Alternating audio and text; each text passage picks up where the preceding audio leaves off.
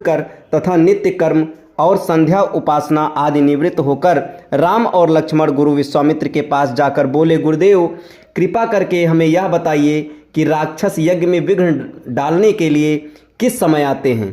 ये हम इसलिए जानना चाहते हैं कि कहीं ऐसा ना हो कि हमारे अनजाने में ही वे आकर उपद्रव मचाने लगें।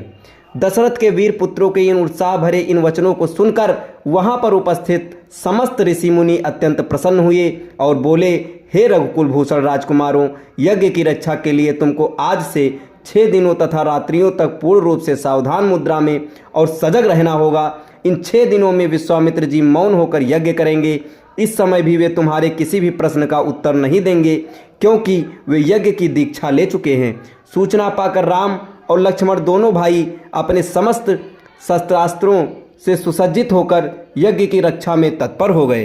5 दिन और 5 रात्रि तक वे निरंतर बिना किसी विश्राम के सतर्कता के साथ यज्ञ की रक्षा करते रहे, किंतु इस अवधि में किसी भी प्रकार का विघ्न बाधा नहीं आई।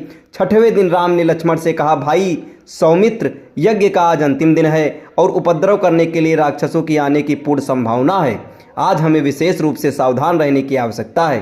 तनिक भी असावधानी से मुनिराज का यज्ञ और हमारा परिश्रम निष्फल और निरर्थक हो सकते हैं।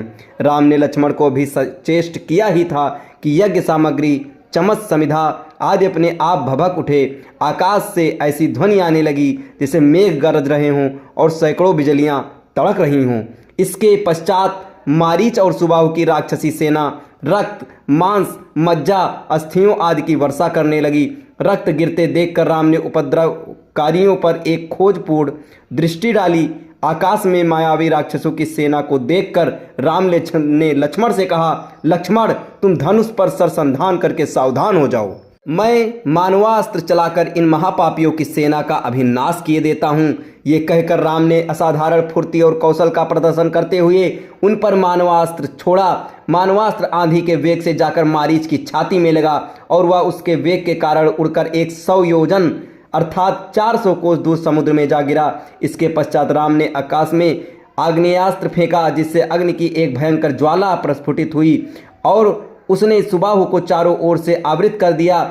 इस अग्नि की ज्वाला ने क्षण भर में उस महापापी को जलाकर भस्म कर दिया। जब उसका जला हुआ शरीर पृथ्वी पर गिरा तो एक बड़े जोर का धमाका हुआ। उसके आघात से अनेक वृक्ष टूटकर भूमि पर गिर पड़े। मारीच और सुबाहु पर आक्रमण समाप्त करके राम ने बचे खुचे राक्षसों का नाश करने के लिए वायव्य नामक अस्त्र छोड़ दिया।